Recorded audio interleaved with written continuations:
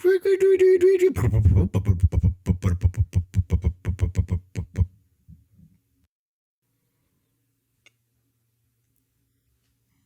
for coming by today, guys. We got a bit of a different one. It is a Hyosung 250 GT. It's a Chinese bike. It runs their own engine in this one, but the customer bought this bike not running well. He actually told me that it would run if it primed it. So I assumed that meant once it was running okay. And later that comes to bite me in the ass.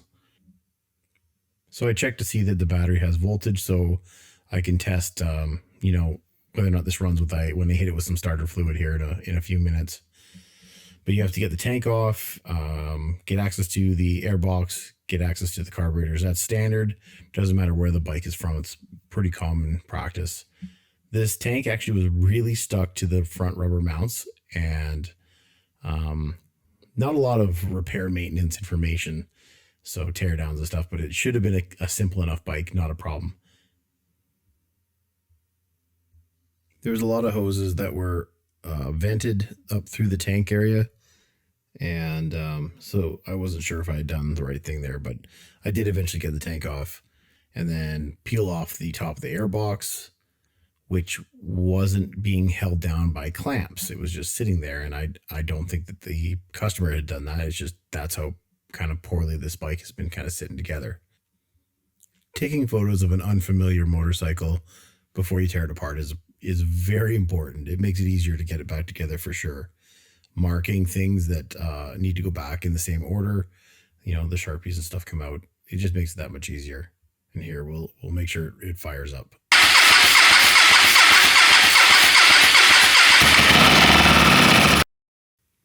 It's really important to do that, and I sometimes forget to before I start tearing one of these bikes apart, because if it doesn't ignite with starting fluid, that bike's got more than just fuel issues. But if it fires right up after you squirt a little bit of ether or whatever in there, then you're dealing with a fuel issue, why it won't at least run and idle. You never know what the drivability is of any of these bikes that come in not running. So you're hoping for the customer's sake that it's going to be, 4 or 5 hours of disassembly, cleaning and repairing and put it back together, and everything should be fine. But if a bike doesn't run when it comes in, you really have no idea if like the clutch works, or if there's an issue inside the fuel tank for supply on the carburetor, besides the fact that the carburetor is cleaned up. So you start with what is broken, and looking inside this carb, you guys are going to see how bad one can be. This is the first time I've dealt with a carb that laid on its side like these. They say Mikuni on them. I don't know if I believe that they are actually Mikuni carbs. The Chinese have been known to replicate things like carburetor parts, but anyway, we carry on. We start disassembling like we would with any other bike. There is no service manual that matched this carburetor on this bike, so I had no information. I was going completely on what made sense when I tear apart all the other carbs that I work on. Ideally, a carburetor should be set perfectly fine when you tear it apart for a clean. And the only reason you're cleaning it is because someone left fuel in there for way too long, and it's just gummed up, or, years of kind of almost treating your carbs right with the right fuels, and it's eventually caught up. In this situation, so much stuff had been messed with on these carbs from someone else trying to get things to work at one point in its life that I didn't realize how much I was going to have to figure out without a manual. And it starts there with that green crap. It's wild. Like, this carb is definitely one of the most colorful ones, we'll say, in the bottom end. And this first carburetor wasn't actually even that bad. The second one had so much hard buildup, plaque type stuff in the jets and the passageways that it took forever to get them clean.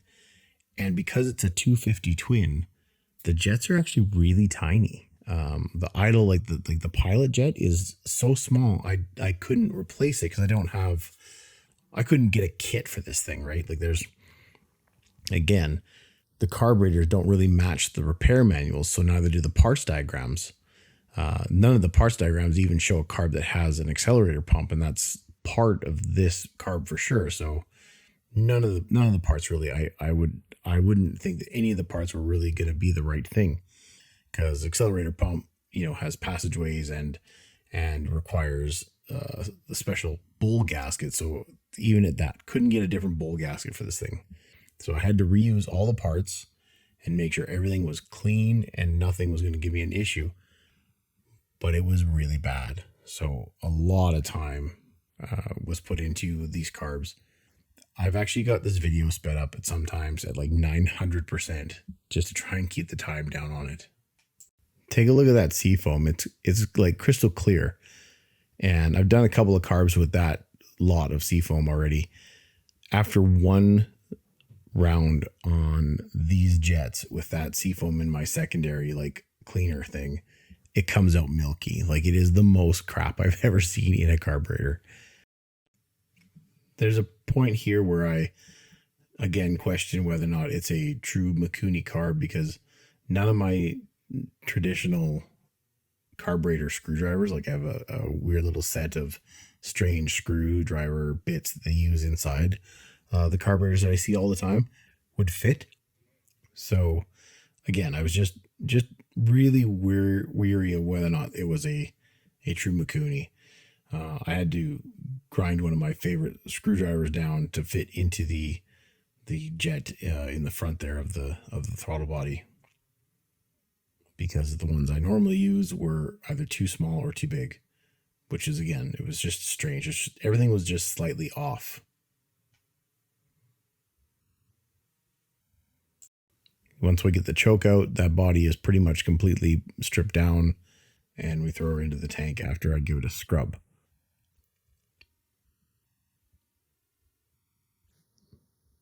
Those little styrofoam things just keep the heat into my ultrasonic tank, because I run it at about 59, 60 degrees Celsius. It seems to be the temperature that it'll hold. But yeah, look at how milky that is. It's wild, crazy. And the jets come out looking quite nice on the outside, but there was still a lot of crap on the inside of the jets, and I ended up having to use strands of copper wire, like individual copper wire strands out of like electrical wire, because no tip cleaner small enough, because again, these little jets they're so tiny, because they're just not usually seeing a 250 twin like this. So pretty strange. That's a trick that works pretty good, is basically heat the crap out of a jet, and it turns the various blockages into kind of more of a dry powder. You can get, like I said, my little wires through there. I spent a few minutes here trying to find some kind of a jet that was the same size to replace these pilot jets that are just so clogged up, but I didn't have anything small enough. The next closest thing was like, because it was a 20 that was in there, which is an irrelevant number, really. It's a 20, and because you don't know what 20 is based off of being Chinese. So I tried to find something that said 20, and then I would measure it out, but I couldn't find anything that small in my kits. So back to just throwing the heat to it and getting it cleaned out, because I had to salvage all the old parts. I just came to that realization, and that's okay. This is part of the problem with working on these Chinese bikes, and it's something I'm happy to take on, because typically they can't seem to find a repair shop around that'll touch them. I do feel bad for a lot of people that end up with these bikes, and it's not even just the Chinese bikes, but someone will buy like a $500 motorcycle thinking that it's going to be a fairly affordable purchase, because it's only $500 and it's a motorcycle. How much can it take to get running? And if you can't fix your own motorcycle, which is okay, a lot of people cannot fix their own motorcycle, and that's why I have a shop. But if you can't, please do yourself a favor and do not purchase a bike that doesn't run and drive very well already, because if you have the idea that you're going to be able to get it into a shop and in and out for like a few $100, it just doesn't happen anymore. I wish it did, but it doesn't. We spend hours on these things. So, I mean, this bike alone, by the time I was finished, like we'll go through all the things that I had to do, but by the time I was finished on this bike, I had like 14 hours into it because it just would not run right. And there were so many reasons why. And the owner didn't really have a lot of information towards it because when he brought it to me, as far as he was concerned, you primed it and it would run. What that meant was if he primed it, it would fire and he could hold the throttle almost wide open. And then he could get about 20 kilometers an hour out of this bike. So that's not running, you know, and I could have gone a little bit deeper with making sure that he knew what running meant, but he didn't. And it cost him and it cost me. And that's okay. But it's just one of those things. You just don't buy a bike that doesn't run unless you know exactly what it's going to take to fix it. Whenever I'm looking at the Facebook marketplace and because I'm always watching for broke down bikes and such, my favorite thing is like, it'll run fine once it has a carb clean. And that very well could be, and it's very likely, but when you have someone trying to sell like a 4 carburetor bike, it doesn't matter that the bike's only worth $2,000 if it was running. You got 4 carburetors, and those carbs, honestly, it's like 3 hours a piece to have them properly cleaned and set. So, I mean, at typical shop rates, that's 12, 14, $1,500, especially if you start putting parts into it. And then the while you're in there aspect is there. So it just needs a carb clean on like a multi-carburetor bike. It's a big deal. And people just throw that on the Kijiji or on the Facebook marketplace so much because it's so easy for someone to say, oh yeah, you just spray some carb cleaner and away you go. That was a thing, that just used to bother me about cars as well. People would be selling cars, and because I used to own an automotive shop, and people would be selling cars and like, I bought it. The guy says it just needs an O2 sensor. And it's like, well, then why didn't he just put one in? And then it would work, you'd put an O2 sensor in for them. And of course it just wasn't the issue, and it would just carry on and cost them thousands of dollars. And that's just the same deal with motorcycles. If it just needs something simple, then just go ahead and have it done and sell it as a working bike. But it's so rare that it's just that one little issue. So please remember that if you're watching this before you buy a bike. If it isn't all together and it isn't running, you don't want it unless you can fix it yourself. And that's a good way to go about it. Now here we've cracked open the second carb, and oh my goodness, look at that. This half houses the accelerator pump, and it just was so clogged up. That was when I realized that the diagram I had been looking at off to the side was not accurate, because the diagram didn't have an accelerator pump, and I just hadn't clued in until that moment. So I was on my own from that point forward. This is a pretty wild one. I never have seen a jet as clogged as this one was. Here, I'll zoom right in.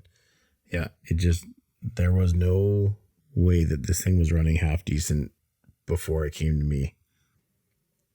So the corrosion that's happening in carburetors so bad now is being caused by the ethanol in our fuel.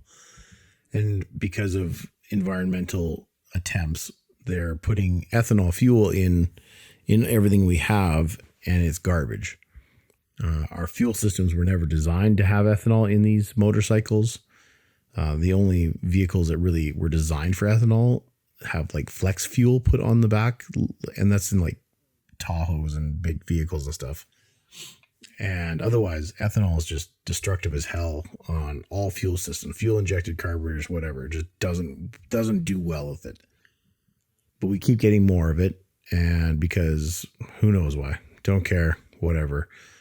But we can't get away from it, and now we are dealing with this. So all carburetors, if they get sitting with any of this ethanol fuel in there for like 6-7 months, it starts to do this corrosion. This green crap builds up in there, and Fuel stabilizer doesn't work, okay, because you have to get rid of the alcohol that's in the fuel, and the stabilizer doesn't do that. So stabilizer was kind of brought around for stopping fuel from turning into Varsol back before we had ethanol. So now this is what we have. And the best way to deal with it is make sure there's no fuel in this bike as it sits. So you got to drain the tank, drain the petcock, drain the carburetor bowls, and make sure she's dry, or get ethanol-free fuel, which around here is only available at co-ops. And because they don't have dedicated premium pumps, you got to pump the first 4 liters of fuel out of the hose into a jerry can or whatever before you fill up your bike, so that you don't have any ethanol in there. Otherwise, yeah, you'll get ethanol in there, and then it'll accumulate water. There's lots of videos, and I'll eventually do one on just ethanol because of how much it causes damage to the bikes that we love. All right, so that is the last set of jets that Seafoam will be touching.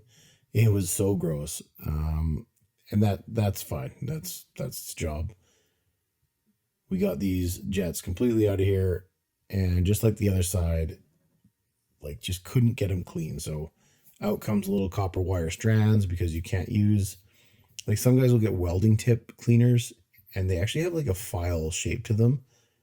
These are tiny little jets that require an exact precision hole. And if you run a aggressive, some form of wire or cleaner through that, you'll end up opening up the jets. I guess I gave it another try trying to find one of these pilot jets or main jets, and I just couldn't do it. Like, there wasn't one. So yeah, I spent time on that. It was just dumb.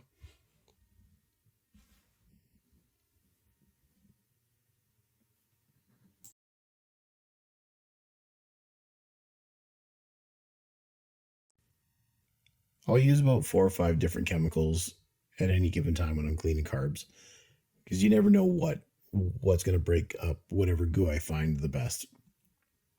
Brake clean is rare because it's really harsh on rubber pieces, so I do see that I used it there, so it must have been on something that I just couldn't get cleaned out.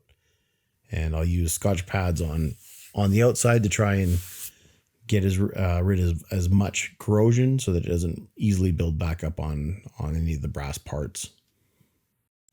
This penetrating fluid is really important after the fact, so that you don't have any of that cleaner still in any of the sliding or moving parts that are still in the body when I clean them. So I don't always take out the butterfly, the throttle plate itself.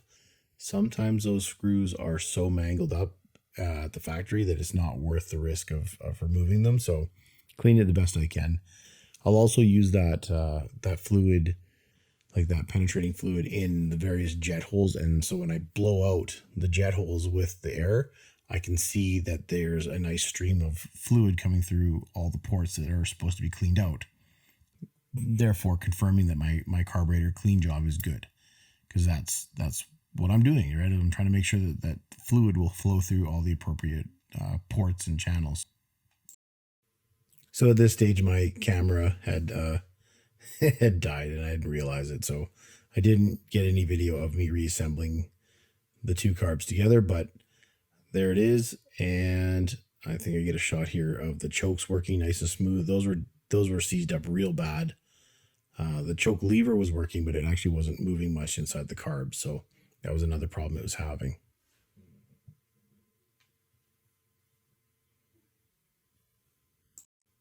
Also, the wrong screws were in a few spots, and some were too long when they're actually affecting how the throttle worked. So just a lot of messed up stuff inside this little guy.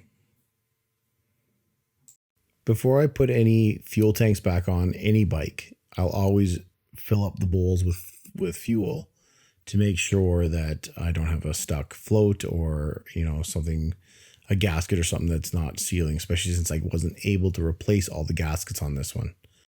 So here I just turn over the bike to make sure that the mechanical pump is working, so the fuel should spray out. Just, again, confirming that we don't have a lot of extra issues, which we didn't have a lot, but we had a couple that were really just difficult.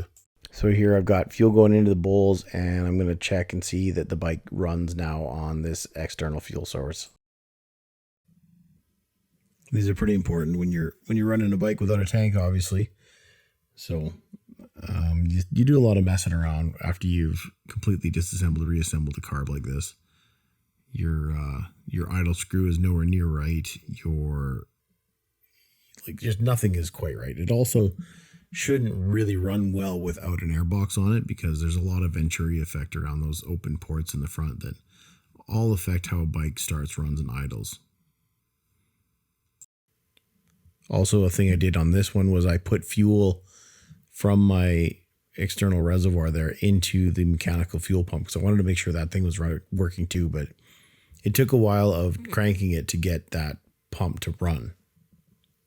So to check your float height, you attach a clear tube to your drain on the bottom of your bowl and open it up and allow the fuel to basically show you where the height's going to be inside that carburetor.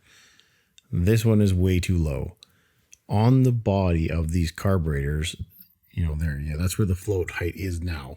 That's no good. So we're actually going to have to open up these bowls again and bend these little tabs so that the needle shuts at a different point, and it will get our fuel height better. And that is what we want to see. That arrow shows where the fuel is. This arrow shows the markings on the bowl where you want it to be. So after we changed it, and yeah, these are pretty cool. It's a nice carburetor that way. I think it is a real Makudi.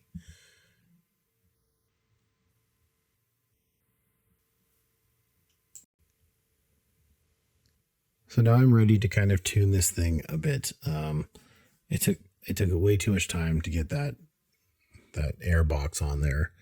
The rubbers were so hard and so shrunk that they really didn't want to fit between the carburetor and the air box. They kept wanting to come off. I finally got it so that it has a good seal, and the air box is going to do its job, because if you don't have that right, getting your fuel mixtures is really tough.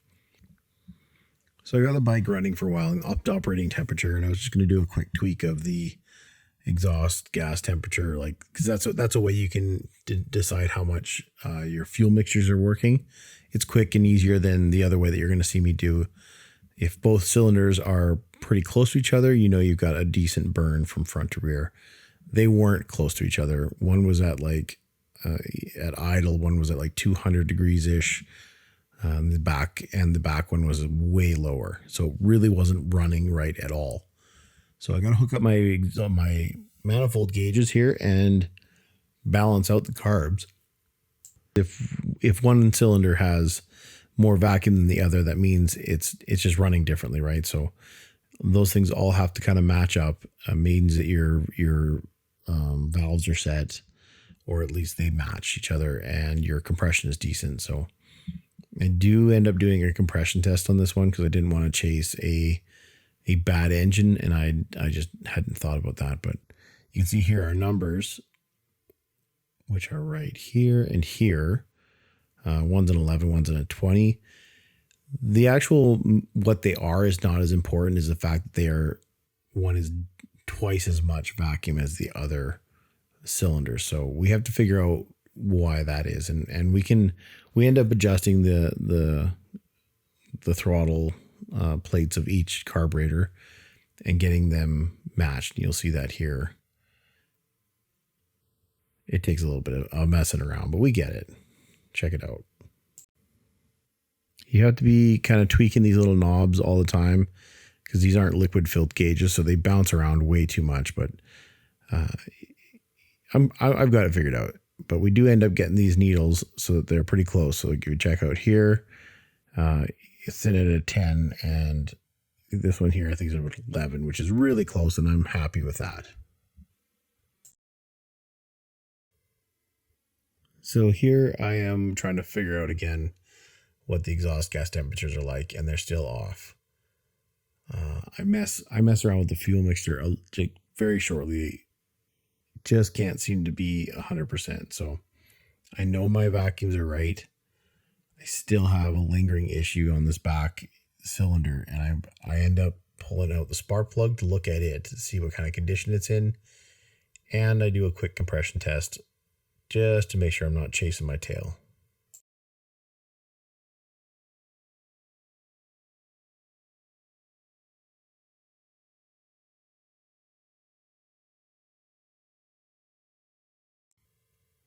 You'll have to excuse me. I've got I'm playing with special effects and little bits of superimposing, so I'm just practicing on what I can do with my editing software. But here you go. 150 is out of that cylinder. Totally good.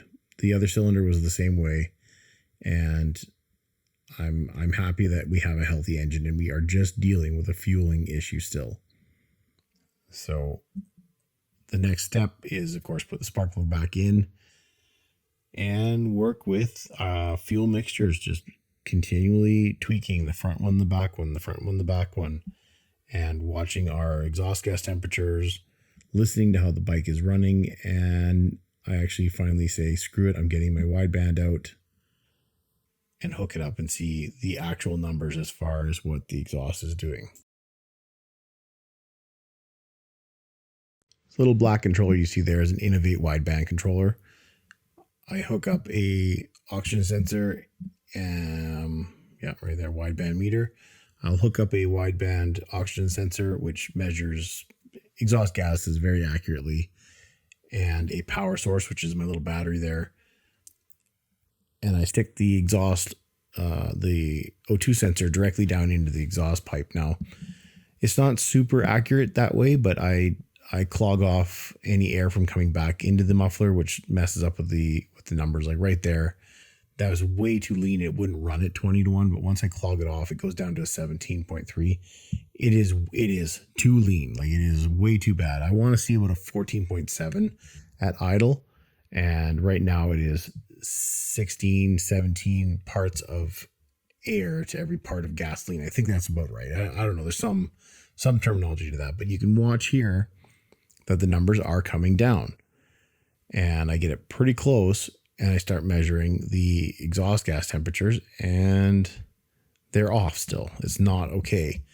So even though my exhaust gas reading, my actual air fuel ratio is okay, the temperatures don't match. So one cylinder is clearly way too rich and the other one is too lean, and is averaging out at the back of the bike.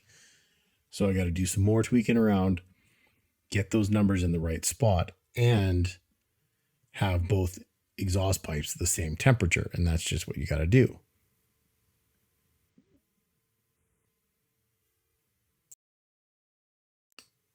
But it's getting there. Like, we're getting it figured out.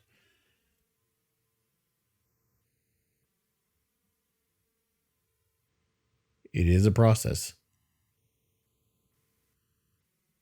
There we go. 14.7. It's bang on. It's idling at that. And here I'll show you the measurements from the exhaust pipes. So I get my gun out. And I actually had it running for a long time. So this is pretty hot. This is not just typical idle temperatures. But so we have 462 degrees Fahrenheit in the front.